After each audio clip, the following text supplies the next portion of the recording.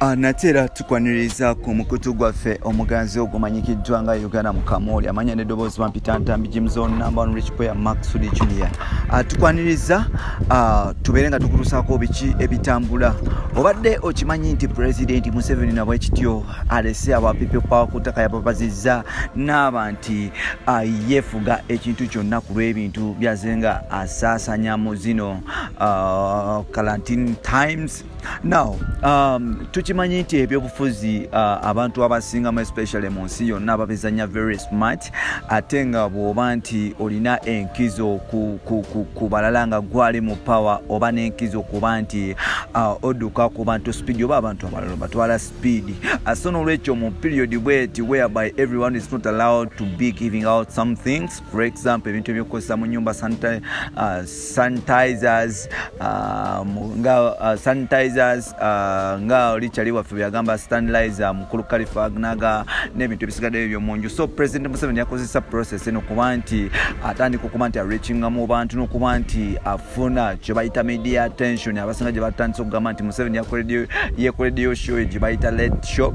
So n'olwekyo mu process bweti Museveni yataddewo obukwakuliza okuba nti tewali muntu yenna mu nabyabufuzi asobola kuba nti agaba bintu era nga bwe bakusanga ng'ogaba ebintu bavaayo ne bakwata ne bakuchanginga n'ekye bayita attempted murder nti oba ogezaako okutta abantu mu butanywa. So n'olwekyo mu period bweti nga akalwadde kano oba akawuka ke bayita coronavirus kaba katadde eggwanga ku bunkenke katadde ensi yonna ku bunkenke, President Museveni ne gavumenti bavuddeyo ne bagamba nti tewali muntu oba munabyabufuzi oba muntu kinomu ali allowed kuvaayo kuba nti yagabira bintu. Nno kino ekintu kisobola okuyambako ba mukono gaamu okuba nti tebagaba bintu especially nga abayimbi baffe bano ab'Uganda betwamanyika abamu n'abantu banabyabufuzi ababa nti tebasobola kusaasanya because ebeera excuse eri bo nti Museveni yatuganye naye ate omuntu nga Bobi Wine abadde agezaako okuba nti ayagala kukozesa process eno okuba nti reaching out to his people okuba nti naye abadde eza ku bintu okuba nti abalabirira because Bobi Wine tumanyi nti ayagala kubeera president wa Uganda ate nga alina obusobozi okuba nti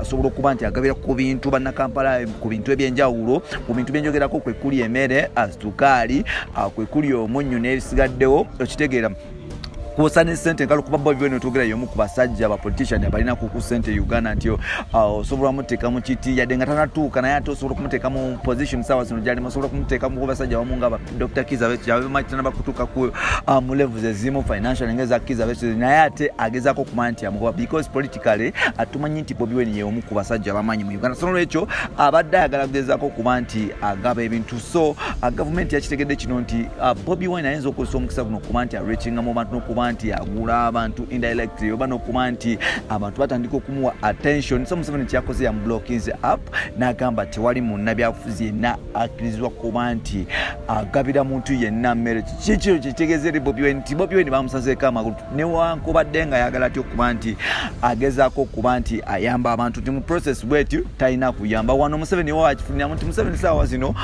bannakampala ababadde basinga okumuvuma okuba nti ali arrogant simanya he has overstayed in power simanya blabla bamukoye nti kati saawa zino yakutte bannakampala n'abateeka waka. Okitegeera nti bannakampala ali waka ate nga munnakampala akola mmere ya leero. So n'olwekyo nti kiba kizibu nnyo munnakampala okuba nti avaayo okuba nti asurvivinga on his own oba on their own because munnakampala abasinga abavubuka n'abasajja bakulu abali mu Kampala bakola mmere ya leero bakola omutwalo gumu n'asurvivingira bw'aba savinze batono nnyo abasobola okuba nti basavinga. So mu process bweti nti kati saawa zino balindiridde muntu omu ye President Museveni okuba nti abajuna ate Museveni kyakoze yasibidde abantu bonna ewaka n'agamba nti teri kutambula terikola ki. So n'olwekyo n'atandika okuba nti abagabira ku byokulya mwengambe emmere sukaali pounded milk n'ebisigaddewo nti munnakampala w'otandika omukola ebyo oba munnayuganda bw'otandika omuwa ebyo ebintu of course oba mugozi omutima. So n'olwekyo nti Museveni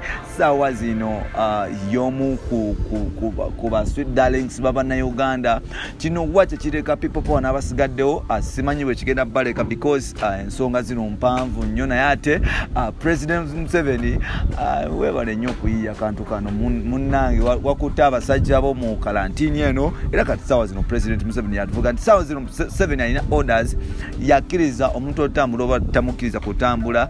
Ssaawa zino Museveni alina media attention wano no opposition ayagala okujja gavumenti eriko mu buyinza. Omuntu abanga akwambye comedian authority ng'ate yalina authority that means byokola biba tebiriyo. So ssaawa zino President Museveni yali ku top. People power simanyi kino gye kibaleka naye nga namwe mulina okukola nako. Bye bye for now. Sigadde ntamu Jimzo. You can follow me on Facebook and Twitter at Jimzo16, then TikTok or Jimzo16 tumira ntukwatagana bulungi because I'm following and I'm following back. Bye bye for now.